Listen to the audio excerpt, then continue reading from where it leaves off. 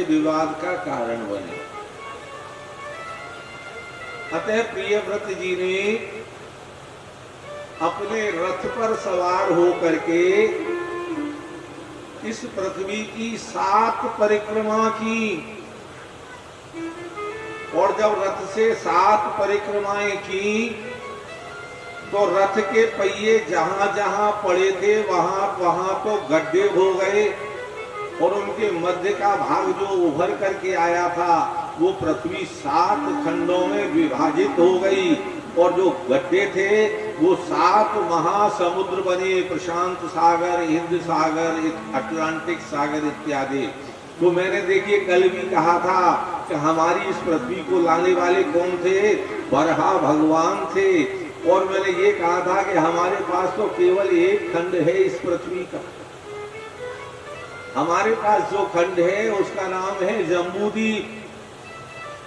बाकी क्रॉस, कच्छ इत्यादि जो द्वीप थे वो अब आधुनिक काल में उनके नाम परिवर्तित हो गए।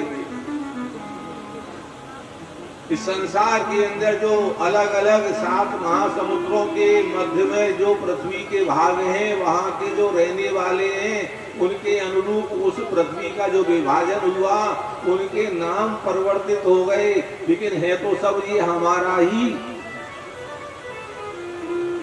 मैंने कल कहा था ना इस बात को कि पृथ्वी तो पृथ्वी है, वह तो एक ही है, लेकिन उसका विभाजन किसने किया? हमारे प्रियव्रत यानी उत्तानपाद के भाई जो थे प्रियव्रत ने इसका विभाजन किया, और विभाजन करके अपने पुत्रों को विभाजित करके बांट दिया। महाराज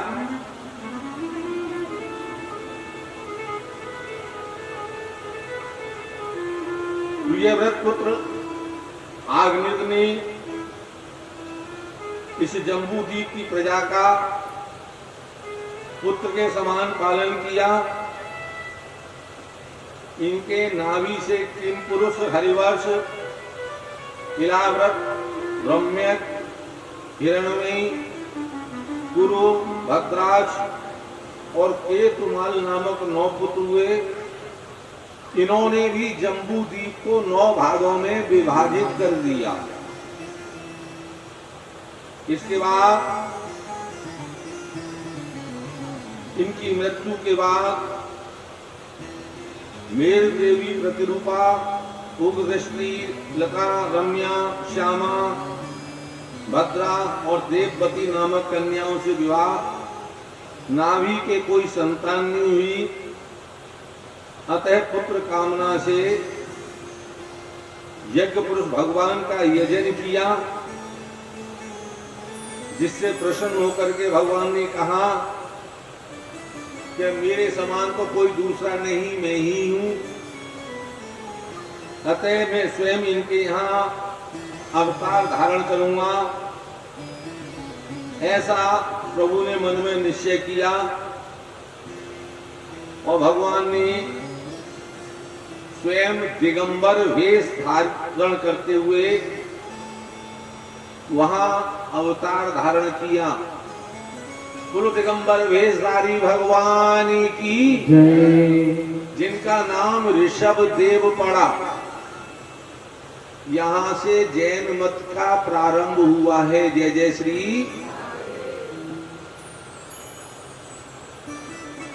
इन्होंने अपने पुत्रों को नाना प्रकार से ज्ञान प्रदान किया।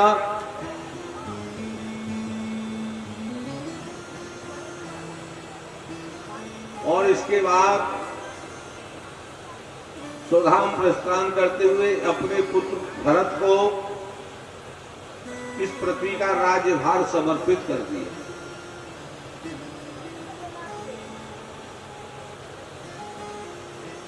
इन भरत के नाम पर ही हमारे इस भाग का नाम भारतवर्ष पड़ा है। जय जय श्री।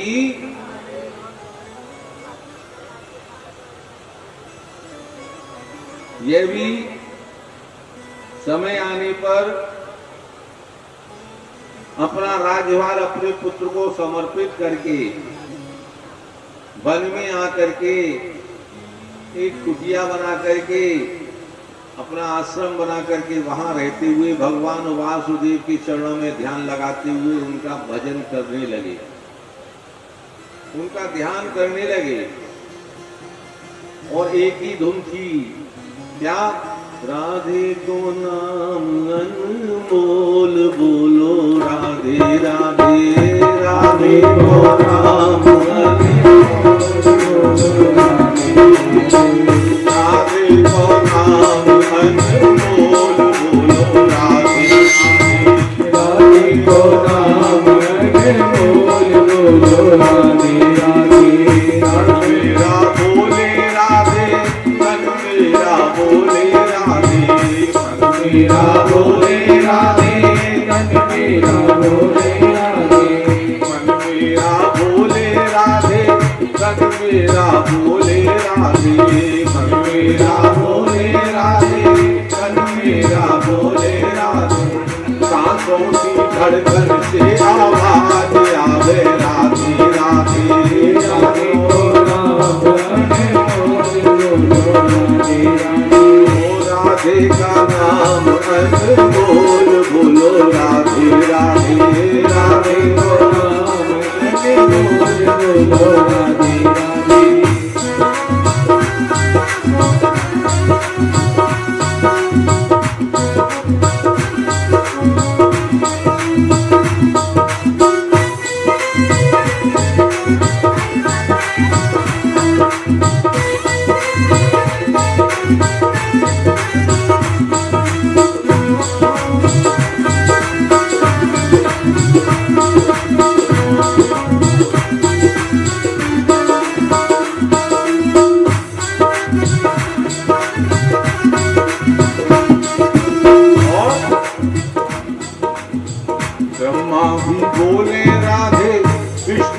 बोले राधे, ब्रह्मा भी बोले राधे, विष्णु भी बोले राधे। एक बात मुझे याद आ रही है, श्रीमद् भागवत के अंतर्गत 18,000 श्लोक हैं। व्यास देव जी ने इस भागवत की रचना की, वाणी व्यास देव जी की थी, कलमबद्ध गणेश जी ने किया। गणेश जी का कहना था कि हे व्यास जी, अगर आपकी वाणी रुकी तो मैं कलम बंद कर दूंगा। व्यास जी ने 18,000 श्लोकों में कहीं भी राधा नाम का संबोधन नहीं किया है, जबकि राधा भगवान कृष्ण की पूर्ण शक्ति है।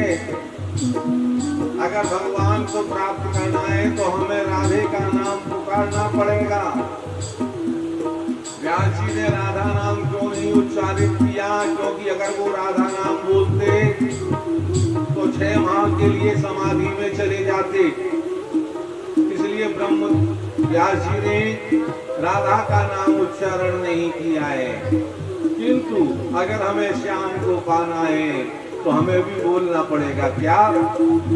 ब्रह्मा भी बोले राधे, विष्णु भी बोले राधे, ब्रह्मा भी बोले राधे, विष्णु भी बोले राधे, ब्रह्मा भी बोले राधे, विष्णु भी बोले राधे, ब्रह्मा भी बोले राधे, विष्णु भी बोले राधे।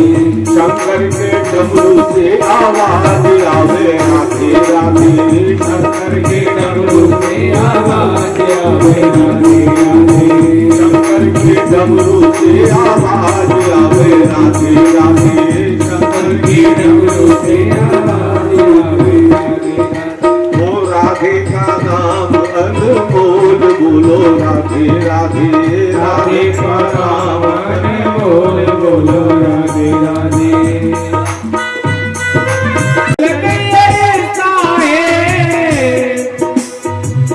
जब तलक ये रिश्ता है, सांस जिस घड़ी टूटी, सांस जिस घड़ी टूटी, रिश्ता टूट जाएगा। सांस जिस घड़ी टूटी, रिश्ता टूट जाएगा। तूने जो कमाया है वो तो तेरा दिखाएगा, तूने जो कमाया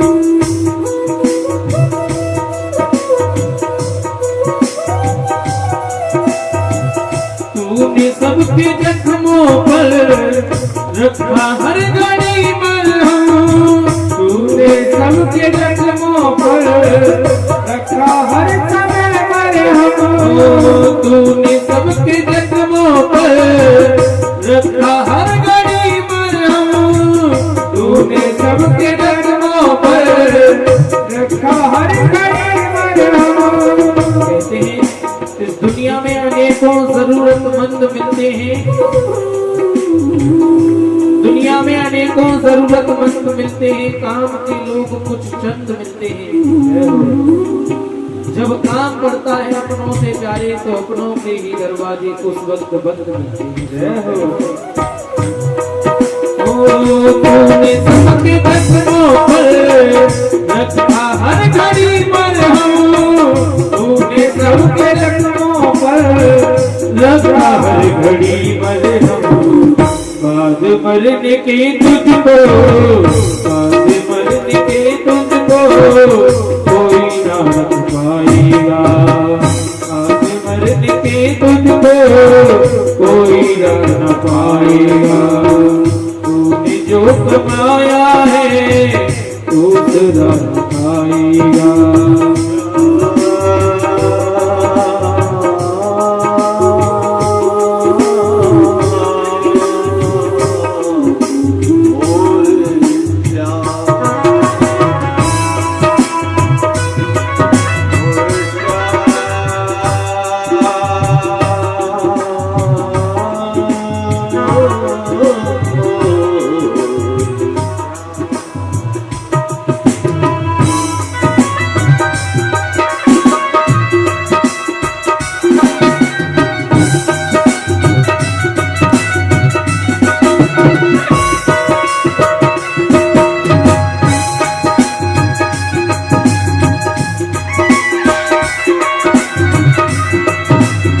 तूने जो कमाया है वो दूसरा खाएगा, तूने जो कमाया है दूसरा खाएगा।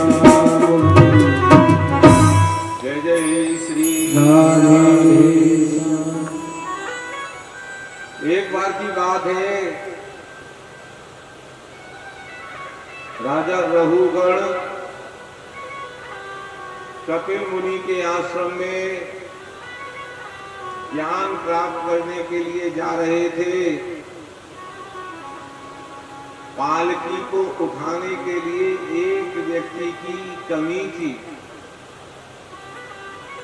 तो भागवत दर्शन कराती है कि राजा रघुगण के सैनिक इन जड़ भरत को पकड़ करके पालकी में लगाने के लिए ले आए। ये चले आए और जब राजा रघुगण उसमें प्रवेश कर गए, बैठ गए, तो उन तीनों के साथ इन्होंने पालकी को उठा लिया और पालकी को उठा करके जब ये चलने लगे तो नीचे की ओर देख करके चलते थे, जिससे पालकी को झटका लगा। और जब झटका लगा तो राजा रघुगण कहने लगे कि देख के नहीं चलते हो।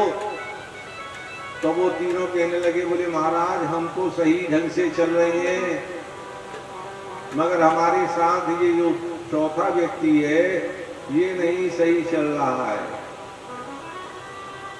तो राजा कहने लगे, देखने में तो तुम हष्ट पुष्ट नजर आते हो, ठीक से नहीं चल सकते, ये शांत रहे। और चलने लगे। फिर चले तो फिर पालकी को झटका लगा। फिर राजा ने कहा, फिर ये शांत रहे। फिर चले, फिर झटका लगा तो राजा कहने लगे कि क्या तुम इतने उद्दंड हो कि तुम्हें दंड ही देना पड़ेगा। जब ये शब्द उन्होंने कहा कि दंड देना पड़ेगा तो ये कहने लगे, बोले महाराज अगर आपके दंड देने के उपरांत भी मैं ऐसा ही यथावत रहा तब तुम क्या करोगे? क्या ये तुम्हारा पृष्ठ पोषण नहीं?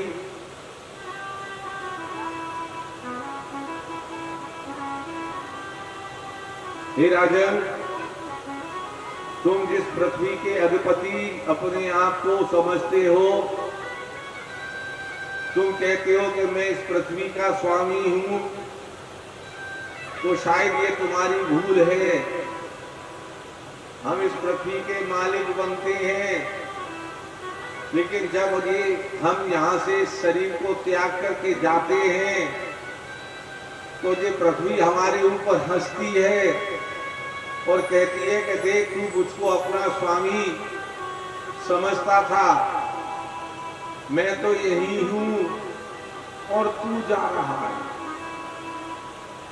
तो महाराज अगर आपके दंड देने के उपरांत भी मैं नहीं संभला तब आप क्या करोगे? तो ये सुन करके राजा रघुगण पालकी में से नीचे उतरे और आकर के इनके चरणों को पकड़ करके कहने लगे कि हे अवधूत, आप कौन हैं? मैं तो कपिल मुनि के आश्रम में ज्ञान प्राप्त करने के लिए जा रहा था, कहीं आप साक्षात वही तो नहीं? मेरे अपराध को क्षमा करो। तो भागवत दर्शन कराती है कि यहाँ राजा रघुगण को भरत जी ने ज्ञान उपदेश प्रदान किया। इसके बाद भागवत के अंदर भुवन कोश का वर्णन आता है, शिशुमार चक्र का वर्णन आता है। भुवन कोश के विषय में कहते हैं कि जहां तक सूर्य का प्रकाश तारागण सहित चंद्रदेव दिखाई पड़ते हैं, वहां तक इस भूमंडल का विस्तार माना गया है। वामन भगवान का बाएं पैर के अंगूठे के नख से ब्रह्मांड कटहा का ऊपरी भाग फटने से जो जल की धारा प्रस्फुटित हुई थी, वह चरण कमल धोने से लाल हुई, जिससे समस्त पाप नष्ट होते हैं। वह सदा निर्मल है, उसे भगवतपदी गंगा कहते हैं। और भिन्न भिन्न वर्ष यानी जो मैंने पृथ्वी का विभाजन बताया था, उसमें हरिवर्ष, केतुमाल, रम्यक, हिरण्यमय, पूर्ववर्ष इत्यादि हैं। भगवान सूर्य अपने ताप प्रभाव से तीनों लोकों को प्रकाशित करते हैं। ये 6 माह उत्तरायण व 6 माह दक्षिणायन रहते हैं।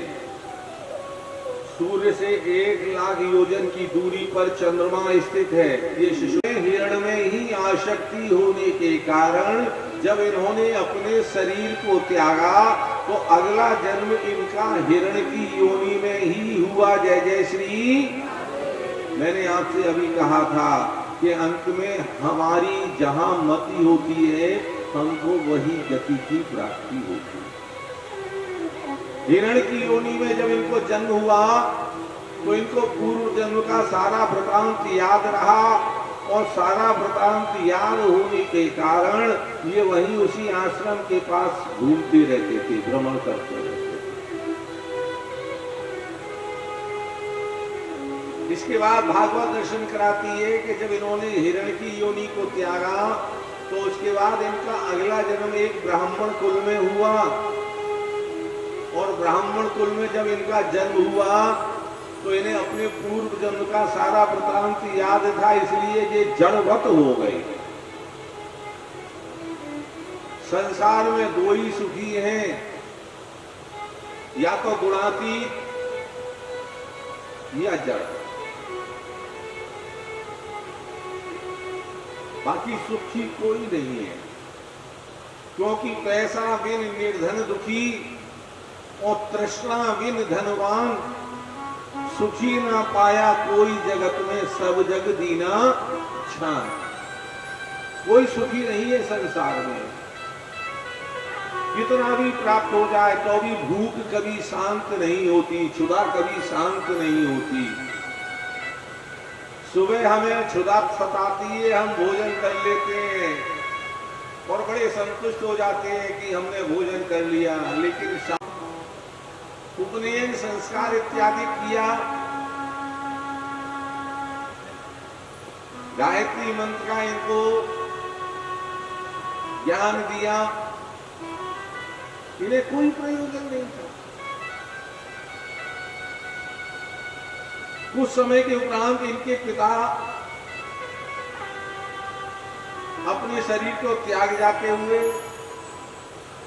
जो इनके अन्य भाई थे वो इनका उपहास उड़ाया करते थे। सिर्फ एक मेला जनेऊ था जो ये आवाज कराता था कि ये ब्राह्मण का पुत्र है, अन्यथा मैले कुचैले कपड़े पहने रहना, अपने में मस्त रहना,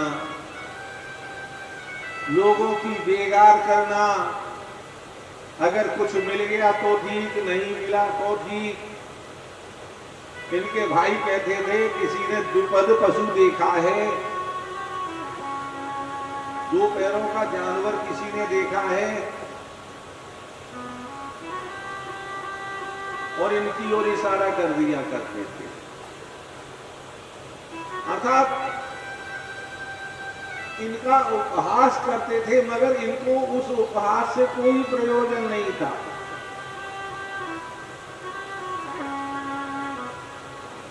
ये उसमें भी मस्त रहते थे। भागवत दर्शन कराती है कि एक बार चोरों का सरदार मां भद्रकाली को प्रसन्न करने के लिए बलि पशु को लेकर के आया और बलि पशु को ला करके अपने अनुचरों को बोला कि देखो इसको तैयार करो, हम अभी तैयार होकर के आते हैं, मां भगवती की पूजा करेंगे और इस पशु की बलि दी जाएगी।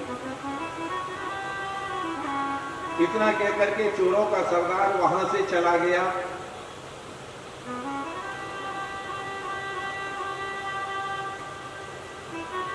अनुचरों ने इनको उस पशु को स्नान इत्यादि करा के तैयार किया और कार्य में लग गए।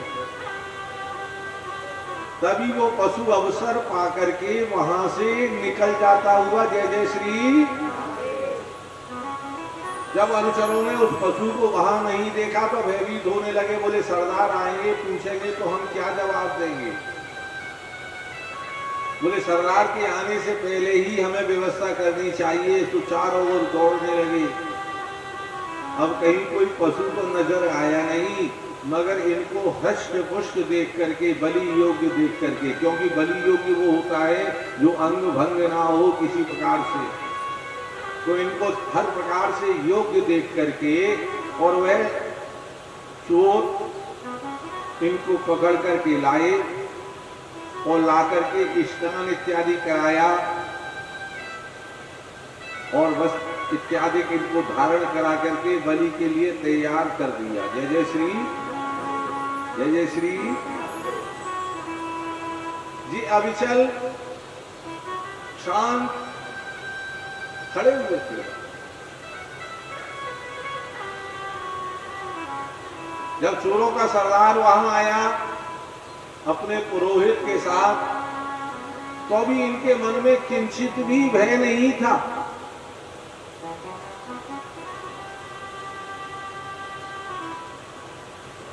उस पुरोहित ने मंत्रोच्चार करते हुए जैसे ही खड्ग हाथ में लिया बलि देने के लिए, तो भागवत दर्शन कराती है कि मां भगवती भद्रकाली पे यह दृश्य सहन नहीं हुआ, असहनीय हो गया। देखिए मां का कितना वात्सल्य होता है, मां की कितनी प्रबल शक्ति होती है कि इनको अविचल और स्थिर खड़ा हुआ देख करके और मां का मन द्रवित हो गया। द्रवित क्यों हो गया? उसका कारण दूसरा, उसकी गहराई को भी समझ लो। क्योंकि जिसकी भावनाएं भगवान को समर्पित हैं, जो हर पल भगवान की भक्ति में लीन रहता है, भगवान कहते हैं कि उसकी रक्षा के लिए मेरा सुदर्शन चक्र सदैव तत्पर रहता है। जय जय श्री। मेरे भक्तों की रक्षा के लिए मेरा जो चक्र है वह हमेशा तैयार रहता है। और जब मां ने देखा कि मेरे प्रभु की भक्ति में ये लीन और इसके साथ ये राजा, ये चोरों का सरदार इस प्रकार से और इसकी बलि देना चाहता है, तो तत्क्षण वहां पर मां भद्रकाली प्रकट हुई और पुरोहित के हाथ से उस खड़ग को खींच करके पुरोहित और चोरों के सरदार का वही अंत कर देती हुई। जय जय श्री। इनको फिर भी कोई फर्क नहीं पड़ता। जिसके सर में साक्षात मृत्यु खड़ी हो, कल्पना कीजिएगा, हम जब अस्वस्थ हो जाते हैं, हमारा जब हमें समय नजदीक दिखाई देने लगता है, फिर भी हमारा परिवार और हम कहते हैं बोले प्रभु कैसे भी बचा ले। बच्चे कहते हैं डॉक्टर साहब कितना भी पैसा खर्च हो जाए चिंता मत करना, मगर इनको बचा लो। लेकिन जो आया है उसे तो जाना ही होगा। ऐसा तो है नहीं कि नहीं।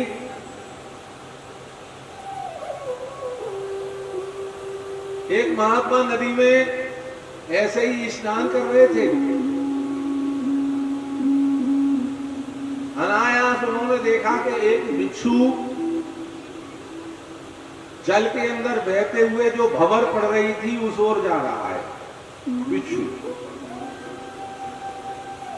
जब बिच्छू को उस भंवर की ओर जाते हुए देखा तो महात्मा के मन में दया उत्पन्न हो गई। मैंने पहले ही कहा है, जो भगवान के भक्त होते हैं वो दया से परिपूर्ण होते हैं। बोले अगर ये बिच्छू आगे बढ़ा तो ये भंवर में फंस जाएगा, तो इसलिए इसके प्राणों की रक्षा करना मेरा धर्म है। ऐसा मन में सोच करके उन ब्राह्मण ने, महात्मा ने अपना हाथ आगे बढ़ाया और बढ़ा करके उस बिच्छू को उस भंवर से बचाने का प्रयत्न किया। जैसे ही बिच्छू को हथेली पे लेकर के उठाया, वैसे ही बिच्छू ने डंक मार दिया। हाथ तिलमिला गया, बिच्छू नीचे गिर गया। फिर दोबारा हाथ लगाया, फिर उठाने का प्रयत्न किया, फिर बिच्छू ने डंक मार दिया। तो वहां पास ही कुछ ग्वाल वाल जो थे वो कहने लगे, महात्मा निरे मूर्खो, तुम जानते नहीं कि बिच्छू का स्वभाव क्या होता है। तुम बार बार इसके नीचे अपना हाथ लगाते हो और ये तुम्हें डंक मारता है। तो महात्मा ने उन बालकों की ओर देखते हुए और अपने हाथ को बिच्छू की ओर बढ़ाते हुए कहा कि ये अपने धर्म का पालन कर रहा है, ये अपने धर्म का पालन कर रहा है और मैं अपने धर्म का पालन कर रहा हूँ। ऐसे कह करके उस बिच्छू को हाथ में उठाया और जल के बाहर फेंक दिया। जय जय श्री, जय जय श्री। तो भगवान के जो भक्त होते हैं उन्हें मृत्यु का कोई भय नहीं होता है। कहा है ना, जीवन मौत का खेल है पगले,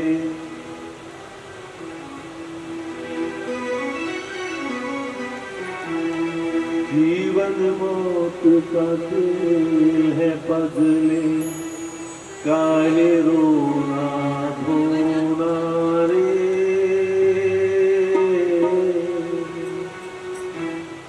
जितनी राम ने भर दी चाबी उतना नचे खिलौना रे। जीवन मौत का खेल है पगले, जीवन मौत का खेल है पगले, काहे रोना धोना रे जितनी राम ले भरती चाबी उतना नची खिलौना रे जितनी राम ले भरती चाबी उतना नची खिलौना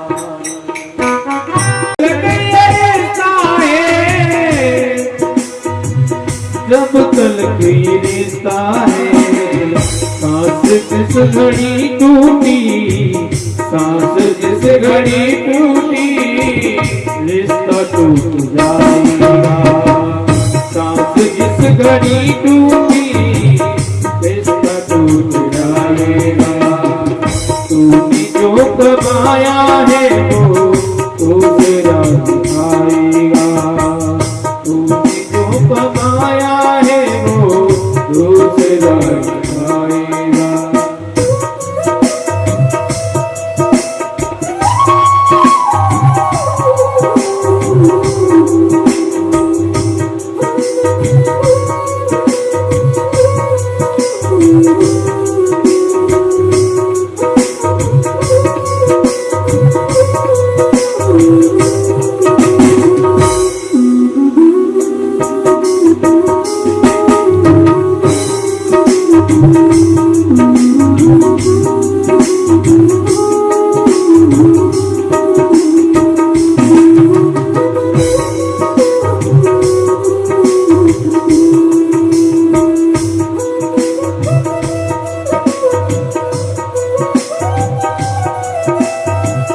तूने सबके जख्मों पर रखा हर घड़ी मरहम तूने सबके जख्मों पर रखा हर समय मरहम तूने सबके जख्मों पर रखा हर घड़ी मरहम तूने सबके जख्मों पर रखा हर घड़ी मरहम कहते हैं इस दुनिया में अनेकों जरूरतमंद मिलते हैं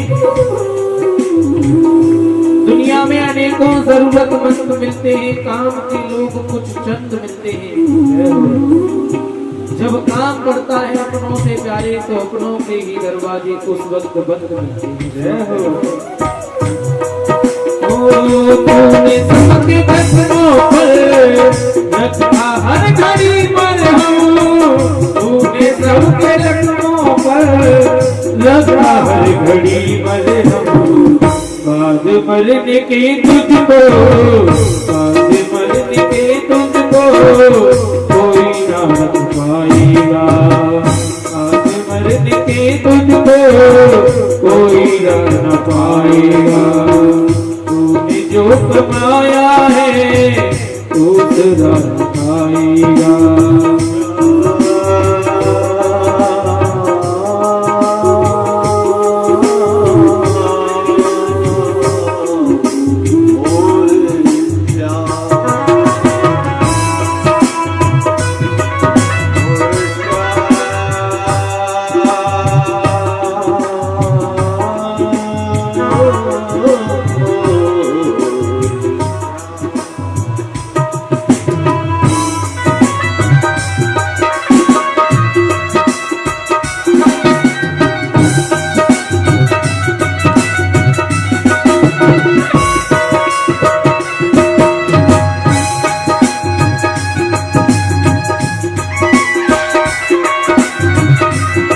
तूने जो कमाया है वो दूसरा खाएगा तूने जो कमाया है दूसरा खाएगा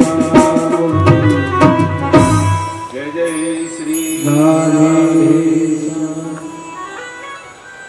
एक बार की बात है राजा रघुगण कपिल मुनि के आश्रम में ज्ञान प्राप्त करने के लिए जा रहे थे। पालकी को उठाने के लिए एक व्यक्ति की कमी थी।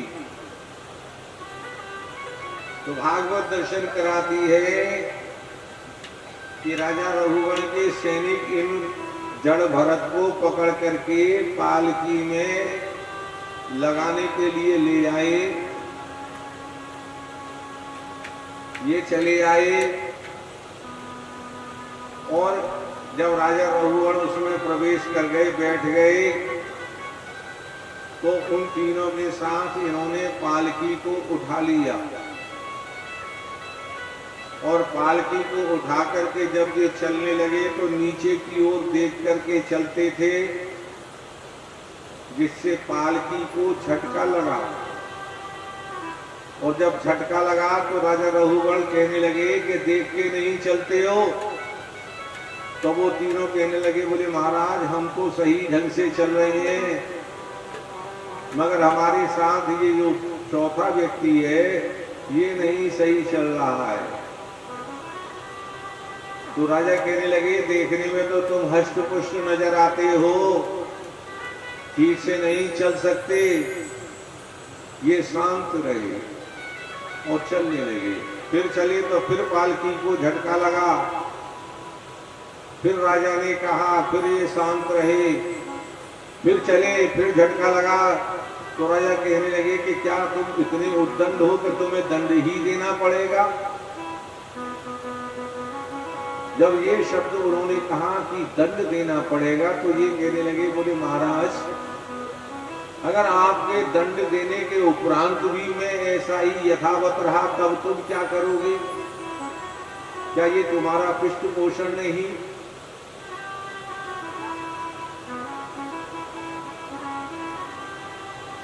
हे राजन, तुम जिस पृथ्वी के अधिपति अपने आप को समझते हो, तुम कहते हो कि मैं इस पृथ्वी का स्वामी हूं, तो शायद ये तुम्हारी भूल है।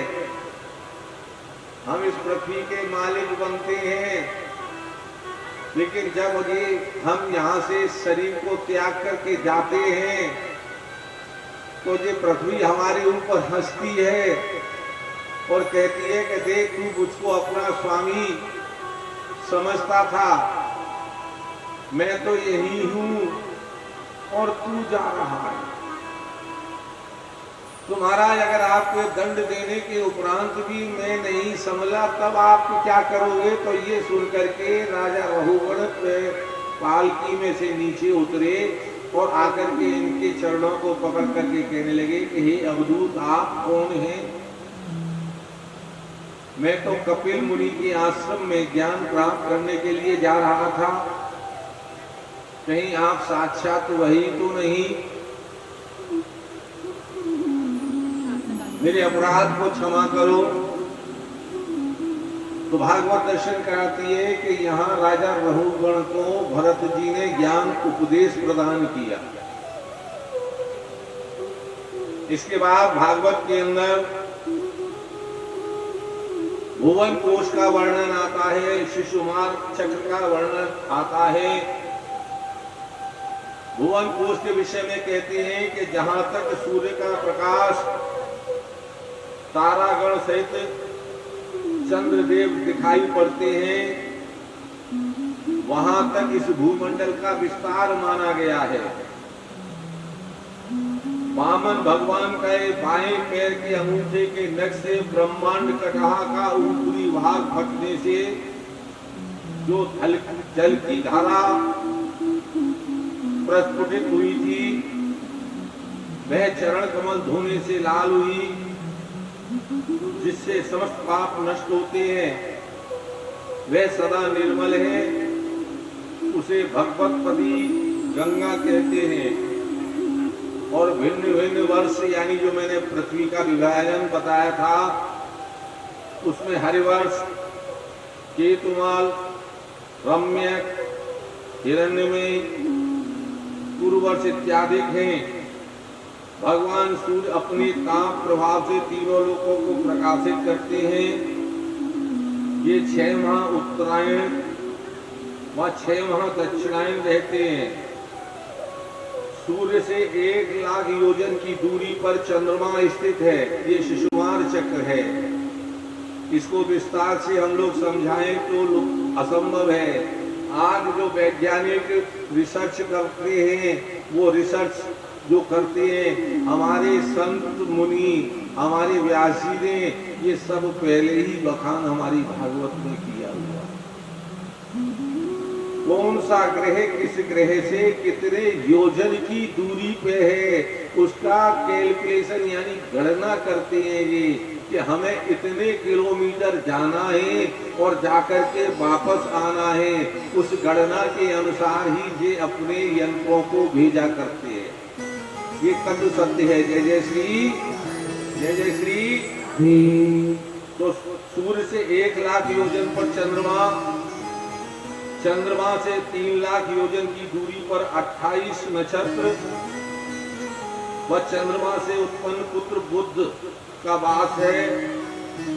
शुक्र से 2 लाख योजन की दूरी पर मंगल, मंगल से 2 लाख योजन की दूरी पर बृहस्पति देव हैं व इनसे 2 लाख योजन की दूरी पर शनि देव स्थित हैं। इसी प्रकार से ये 9 ग्रहों की स्थिति है। पाताल लोक के नीचे 10,000 योजन पर भगवान की तामसी विद्या का वास है। यह अहंकार रूप होने से दृष्टा व दृश्य को एकीकृत करती है। अतः 5 राय अनुयायी इसे शंकर्षण कहते हैं। जय जय श्री, जय जय श्री।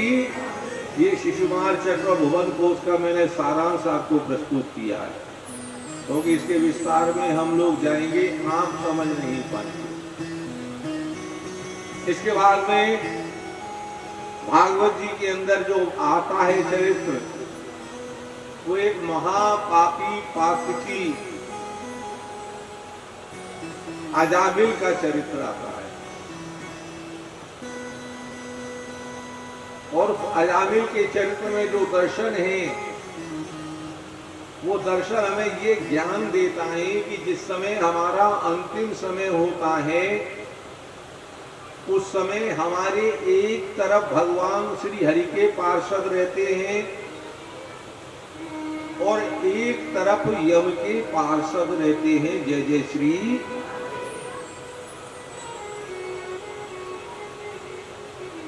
और ये देखते हैं कि इसकी अंतिम समय में इसकी रचना से क्या शब्द की उत्पत्ति हो। अगर हम माया में डूबे हुए होते हैं तो माया के वशीभूत होने के कारण यमदूत हमको ले जाते हैं, और यदि हमारी रचना पे प्रभु होते हैं, प्रभु का वास होता है, तो प्रभु के धाम की हमको प्राप्ति होती है। ये अजामिल का चरित्र हमें बताता है। गोसाई तुलसीदास जी भी कहते हैं कि बार बार मुनि जतन कराए, अंतराम मुख आवत नाई। बार बार मुनि जतन कराई, अंतराम कहे आवत नाई। बार बार मुनि जतन कराई, बार बार मुनि जतन कराई, बार बार मुनि जतन कराई, बार बार मुनि जतन कराई।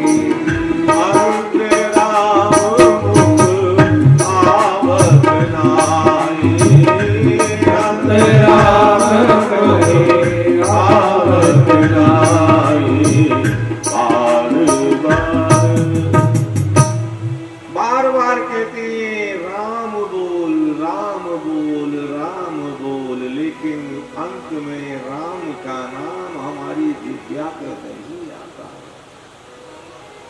ये अजामिल का जो चरित्र है, हमें जो ज्ञान दर्शन दे रहा है, वो ये दर्शन दे रहा है, इस अजामिल के पुत्र का नाम था नारायण। जब अंत समय आता है तो हमें यम के दूत दिखाई देने लगते हैं। और मैं आपको बता रहा हूं, इन बातों को आप ध्यान कर लेना। जब हमारा अंतिम समय नजदीक आता है तो 6 माह पूर्व ये जो हमें नासिका का अग्रभाग जो दिखाई दे रहा है, ये हमको अग्रभाग दिखाई देना बंद हो जाता है। जय जय श्री। प्रथम द्वितीय ये हमारा जो हाथ है, पंजा है, और ये अलग अलग दिखाई देने लग जाता है। जय जय श्री। ये हमारी पहचान है, ये हमारी भारतीय संस्कृति हमें बोध कराती है, जिससे हमें ये आभास हो कि हम अब हमारा समय नजदीक है। मुझे एक घटना याद आ रही है। एक महात्मा भगवान की भक्ति में रहने वाला, जब उसका समय नजदीक आ रहा था तो वो एक गांव की पगडंडी में एक वृक्ष के नीचे बैठा हुआ था और बैठा बैठा सोचने लगा और कहने लगा कि अगली भी नहीं, पिछली भी नहीं, बिजली बिजली बिजली बिजली।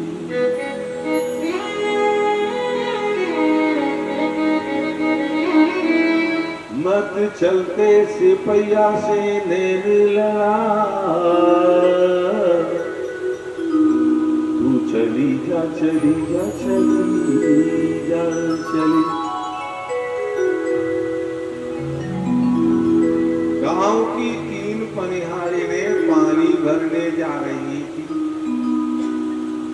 जब उसने कहा अगली, तो आगे वाली देखने लगी। उसने कहा पिछली, तो पीछे वाली देखने लगी। लेकिन जब उसने कहा अगली नहीं, तो आगे वाली शांत हो गई। उनने कहा पिछली नहीं, तो पीछे वाली भी शांत हो गई। उसने कहा पिछली बिछली बिछली बिछली, मत चलते सिपैया से नैन लड़ा, जा चली जा चली जा। तो दोनों कहने लगी तुझसे कह रहा है, तुझसे कह रहा है। उसने इतना सुना तो पानी भरने की बजाय लौट के घर के लिए चल दी। जब वो चल दी तो वो भी दोनों चल दी और घर पे आके बड़ी जोर से पानी के बर्तन पटक दिए। जब बर्तन पटके शोर सुना तो घर वाले कहने लगे क्या बात है? बोले हो गया जो कुछ होना था। बोले क्या होना? अरे बोले गांव के बाहर एक महात्मा बैठा है, हम पानी भरने जा रहे थे। वो कहने लगा अगली नहीं, पिछली नहीं, बिचली बिचली। बोले अच्छा। बोले चलो चल करके देखते। तो जब चल करके वहां पहुंचे तो महात्मा ध्यान में लीन थे, भगवान की भक्ति में। गांव वाले कहने लगे, बोले देखो कैसे आंखें बंद करके बैठा है, जैसे कुछ पता ही नहीं है। अरे बोलती क्यों नहीं हो कि क्या बात है? शोर सुना तो महात्मा ने आंखें खोली। बोले क्या बात है? बोले ऐसे पूछ रहा है जैसे तुझे कुछ मालूम नहीं। तो वो कहने लगे आगे वाली के मैं आगे थी, इन्होंने कहा अगली नहीं। देखिए एक छोटा सा भजन हमारे यहाँ भगवान के प्रिय भक्त बैठे हुए हैं, उसके बाद में अजामिल चरित्र के बाद में आगे की कथा प्रवेश कराऊंगा। आज उनके हृदय में मेरे प्रभु की प्रेरणा हुई है, तो वो एक छोटा सा भजन आप लोगों को सुनाएंगे। त्रिपाठी जी से मैं आग्रह करूंगा कि वो इधर आए और आकर के एक छोटा सा वो भजन सुनाएंगे। तो कहने लगी कि मैं आगे थी, ये बोले कि अगली नहीं। दूसरी बोली मैं पीछे थी, कहने लगे पिछली नहीं। कहने लगे बिचली बिचली। तो वो महात्मा ताली देकर के हंसने लगा। वो महात्मा कहने लगा, बोले भैया मैं तो अपने जीवन की कहानी को सोच रहा था। मैं सोच रहा था अगली यानी बाल अवस्था जो होती है हमारी, अगली वो खेल कूद में चली जाती है। बाल्य अवस्था में हम कुछ नहीं कर पाते और पीछे की अवस्था खांसी खुर्रे में बीमारी में चली जाती है, चाह करके भी हम भगवान का नाम नहीं ले पाते हैं। जो भी कुछ हमें करना है वो बीच की अवस्था में ही तो करना है। इसलिए बीच की अवस्था जिसने संभाल ली, जिसने मध्य की अवस्था संभाल ली, तो समझो उसका अंत भी बहुत ही सुंदर होता है। जय जय श्री, जय जय श्री।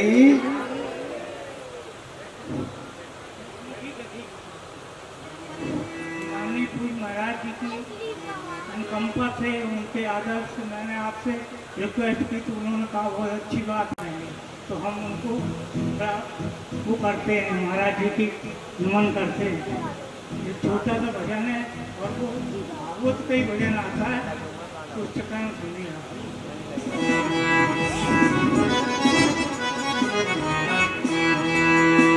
एक दिन भोले भंडारी बन करके ब्रजनारी वृंदावन आ गए।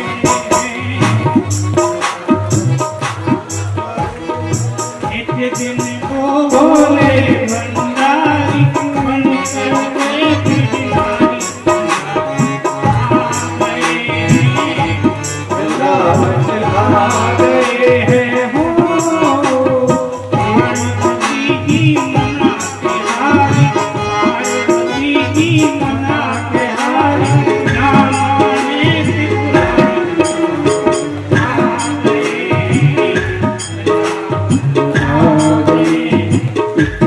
वो भोले भंडारी बन के ब्रज की नारी वृंदावन आ गए, वृंदावन आ गए। पार्वती से बोले मैं भी चलूंगा तेरे संग में, तेरे संग में। पार्वती से बोले मैं भी चलूंगा तेरे संग में, तेरे संग में। राधा संग श्याम नाचे, राधा संग श्याम नाचे, मैं भी चलूंगा तेरे संग में, तेरे संग में। रास रचा है ब्रज में भारी, रास रचा है ब्रज में भारी, मुझे दिखाओ प्यारी वृंदावन आ गए हैं। वृंदावन आ गए हो, एक जगह भोले भंडारी संकट के ब्रज की नारी वृंदावन आ गए, वृंदावन आ गए। पार्वती से बोले मैं भी चलूंगा तेरे संग में, तेरे संग में।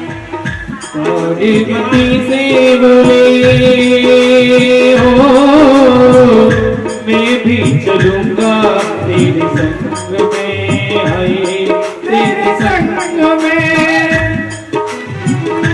पार्वती जी कहते हैं कि भगवान वहाँ पर जेंट्स का व पुरुष का कोई वो नहीं है, एंट्री नहीं है, तो वो जो आपको गोपी बनना पड़ेगा, तब हम आपको उसके अंदर ले जाएंगे। तो कहते हैं ऐसा जतन करो, ऐसा जतन करो, कोई न जाने राज को, इस राज को। मैं हूँ सहेली तेरी, मैं हूँ सहेली तेरी, ऐसा बताना ब्रजराज को, ब्रजराज को। अब क्या कर वो गोपी बनने के लिए तैयार हो गए। जय हो। तो वो कहते हैं पार्वती कहते हैं, हाँ जी, यहाँ पर कोई जेंट्स की एंट्री नहीं है, केवल पुरुष ही है। तो उन्होंने कहा हे मेरे भोले स्वामी, हे मेरे भोले स्वामी, कैसे ले जाऊं तुम रात में रास में। हे मेरे भोले स्वामी कैसे ले जाऊं तुम्हें आस में, तुम्हें रास में।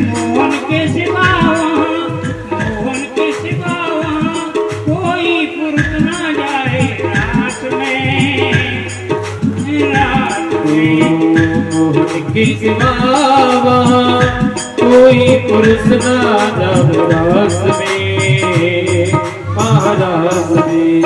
पार्वती जी कह रही है कि भोलेनाथ जी अगर आप जाएंगे मालूम क्या होगा, क्या हुआ। वो कह रही आप जाओगे तो वहाँ पर सब आपका हंसी बनाएंगे। अब कहती है, कहने लगी कि कहती कि ये प्राणनाथ आप मत जाओ क्योंकि वहाँ फैंसी है, आप जाओगे तो वहाँ की जो गोपियाँ लोग हंसी बनाएंगे। लेकिन वो नहीं मानते हैं, अड़ जाते हैं। वो कहते हैं अच्छा आप वो कहते हमें गोपी बना दो। तो ऐसा बना दो मुझको कोई न जाने राज को, इस राज को ऐसा बना तो दो मुझको कोई न जाने इस राज को, इस राज को। मैं हूँ सहेली तेरी, मैं हूँ सहेली तेरी, ऐसा बताना ब्रिजराज को। ब्रिजराज को मैं हूँ सहेली तेरी, ऐसा बताना ब्रजराज को, ब्रजराज को। अब भोलेनाथ जी गोपी बनने को तैयार हो गए। तो कहते हैं पहन के साड़ी बना के जूड़ा, चाल चले मस्तानी बना आ गए। जूड़ा पहन के साड़ी चाल चले मस्तानी आ गए।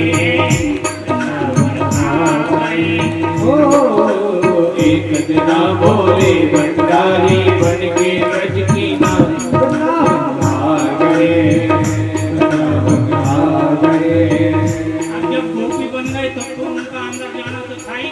अब की बात नहीं, प्रवेश हो गया भोलेनाथ जी का।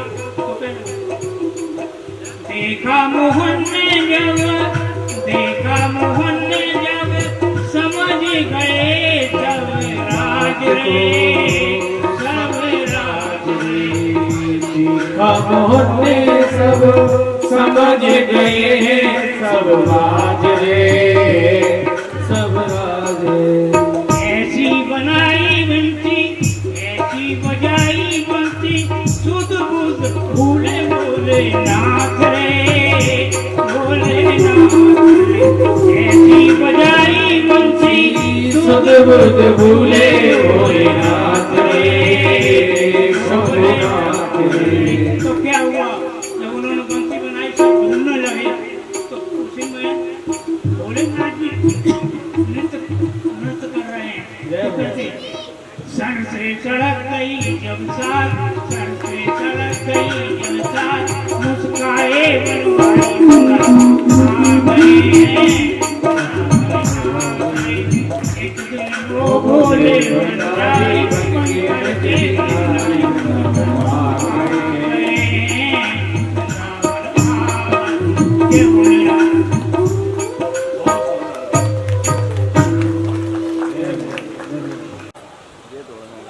जब अजामिल ने यम के दूतों को देखा तो अनायास अजामिल के मुख से ममता के वशीभूत अपने पुत्र का नाम निकला। अजामिल के पुत्र का नाम था नारायण। तो उसने कहा अरे नारायण। जो उसने नारायण पुकारा तो भगवान श्री हरि के दूत आगे बढ़ करके आ गए और यम के दूतों से कहने लगे दूर हट जाओ, इसने हमारे प्रभु का नाम लिया है, इसलिए इसकी रक्षा करना हमारा धर्म है, तुम इसे नहीं ले जा सकते। अज्ञानता के वशीभूत, माया के वशीभूत उसने नारायण शब्द का उच्चारण किया और उस नारायण शब्द के उच्चारण के प्रतिफल स्वरूप भगवान के गणों ने यमदूतों से उस अजामिल को बचा लिया। ये भागवत दर्शन कराती है, अर्थात ये संकेत देती है कि हमें अगर हम माया से भी रहते हैं तो हमें अपने बच्चों के नाम भगवान के नाम पर रखने चाहिए। गोविंद है, गोपाल गोपाल है, मोहन है, मुरारी है, जगदीश है, जगन्नाथ है, गोपीनाथ है ना। ऐसे हमें नाम रखने चाहिए, मगर आज हम नाम क्या रखते हैं? आज हम कहां जा रहे हैं? हम खुद अपनी संस्कृति से दूर जा रहे हैं ना। हम कहते हैं चिंटू, है ना, मिंटू, पिंटू, तो जब अंत समय आएगा तो क्या पुकारोगे? चिंटू ही तो पुकारोगे, है ना। और अगर तुमने नाम रखा होता भगवान के नाम पर तो किसको पुकारते? ये दर्शन जो है अजामिल का हमें ये संकेत देता है कि हम अगर माया में भी रत हो तो माया में रहते हुए भी हमारी रचना से नाम निकले तो किसका निकले? नारायण का निकले, हरि का निकले। हम कहते हैं तेरा तुझको अर्पण क्या लागे मेरा। मैंने कहा था क्या अर्पण करते हैं आप? मैं वही लौट के आ गया हूं। मैं बहुत घूम के चलता हूं, सीधा नहीं चलता। आप क्या अर्पण करती हैं? कोई बता सकता है मुझे?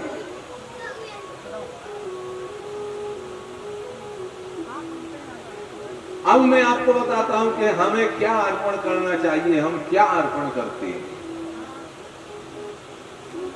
आप इस बात को गंभीरता से लेकर के मैं प्रैक्टिकली आपसे करवाना चाहता हूं। जब आप सांस लेते हैं, बड़े ध्यान से सुनिएगा मेरे शब्द को, जब आप सांस लेते हैं तो हा शब्द की उत्पत्ति होती है। आप सांस ऊपर को लीजिएगा, प्रैक्टिकली करें आप, मैं खोटी बातें नहीं करता हूं। आप सांस को जिस समय लेंगे तो हा शब्द की उत्पत्ति होगी, और जब सांस को आप नीचे छोड़ेंगे तो शा शब्द की उत्पत्ति होती है। आप प्रैक्टिकली करके देखिएगा।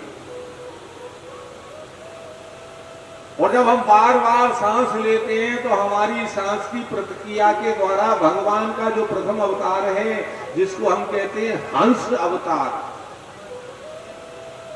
वो हंस अवतार का नाम हमारी सांसों के द्वारा उत्पन्न होता है। और उस जप को जो हम सांसों के द्वारा करते हैं, हमारे शास्त्रों में इसको कहा गया है अजपा जप। कौन सा जप? अजपा जप, यानी बिना जपे ही हमारी सांसों से और भगवान का नाम लिया जा रहा है। जितने भी जीव हैं, जिनके अंदर भी श्वास विद्यमान है, वो सभी भगवान के इस नाम का ध्यान करते हैं, हंसो हंसा। तो हमको सिर्फ ये कहना चाहिए कि तेरा तुझको अर्पण क्या लागे मेरा, अर्थात इस शरीर के द्वारा, श्वासों के द्वारा जो प्रभु आपका नाम उच्चारण हो रहा है, वे हम आपको समर्पित करते हैं। जय जय श्री। जब हमारे मन के अंदर ये भाव उत्पन्न हो जाएगा तो बिना किए ही हमें संपूर्ण तीर्थों की, नाना प्रकार के यज्ञों के फलों की प्राप्ति हो जाएगी। बिना करे ही हमें सब कुछ प्राप्त हो जाएगा। लेकिन हम इसको जानते ही नहीं है। हम क्या कह रहे हैं? ये बोले सांस तो हम ले रहे हैं, तुम नहीं ले रहे हो सांस को। तुम्हारे हृदय कमल के मध्य में बैठे हुए मेरे भोलेनाथ हैं। मैंने जो 7 चक्र बताए हैं, उन 7 चक्रों में एक चक्र पर भोलेनाथ विराजमान है, जो समाधिस्थ रहते हैं और वो समाधि में अपने प्रभु का नाम ध्यान करते हैं। उनके द्वारा ही हमारी श्वसन क्रिया होती है। और जब इसमें अवरोध उत्पन्न होता है तो हमें क्रोध की उत्पत्ति होती है, और जब क्रोध की उत्पत्ति होती है तो वो हमारी सारी साधना को नष्ट कर देता है। जय जय श्री। इसलिए कभी भी क्रोध नहीं करना चाहिए। लेकिन मानव वृत्ति है, कितना भी प्रयास करो क्रोध आ ही जाता है। अजामिल ने अनायास नारायण शब्द पुकारा है और शब्द के पुकारते ही भगवान के गणों ने यम के दूतों को वहां से दूर हटा दिया। तो यम के दूत जाकर के यमराज से कहने लगे कि हे प्रभु, अब तो आपकी सत्ता समझो गई। बोले अब कोई आपको नहीं वो करेगा। बोले क्यों?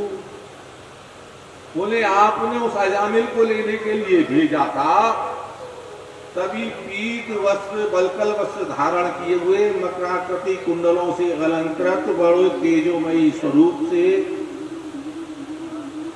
दो गणों ने हमको वहां से दूर करके कह दिया। बोले इसने हमारे स्वामी का नाम लिया है, इसकी रक्षा करना हमारा धर्म है। हे प्रभु, हम तो आपको ही सब कुछ समझते थे कि आप ही संसार के दंडाधिकारी हैं, आपसे भी बड़ी कोई शक्ति है। जो उन्होंने कहा पीत वस्त्र मकराकृति कुंडल वैजयंती माला